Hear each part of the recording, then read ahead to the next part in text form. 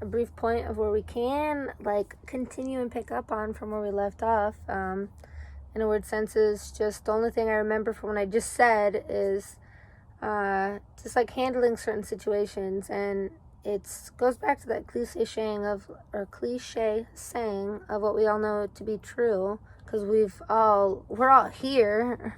If you're listening to this, then you've lived life, like you're here.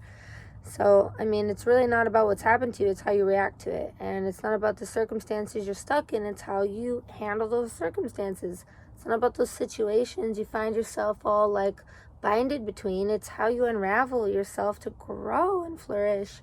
And that's all I feel like I've been spending my entire life doing. I grew up, I'm not going to go into my childhood, I'm not going to go into all that because it's a long story and we're not going there. But basically, like, I've really never, how do you say it, like, enjoyed these normalcies of life, or I've never really understood like the basic concept of just even being able to go shop for your own food until I was older.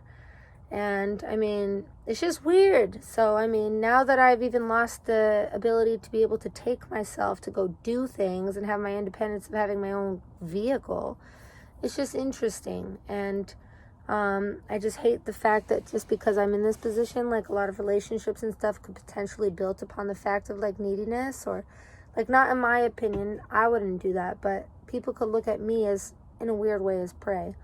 Like, how can I help her so in turn, and eventually she in turn owes me? And I don't play those games. So I mean, I never played them to begin with, but I got caught up in between them in this like cat's cradle of just like, whoa, what's happening? And I don't want to like feel like that again, because I mean, I like being in control of my own mindset in life, besides the occasional beer or two. But yeah, so it's really just about how you handle this shit, because a lot of shit is flown our way. We're being constantly hit like a train across the face, like bulldozed over, always, constantly. We're drowning. So it takes a lot for us to be afloat and even have a moment of clarity. And not that I'm like completely, entirely feeling this moment of clarity right now. I'm just like, I really got to get this off my chest, because obviously the words had to flow out of there from somewhere. So that's what I'm doing. But you don't gotta be listening to this. But if you are, I mean, damn, you love me and I love you too, because you're a real homie. Oh.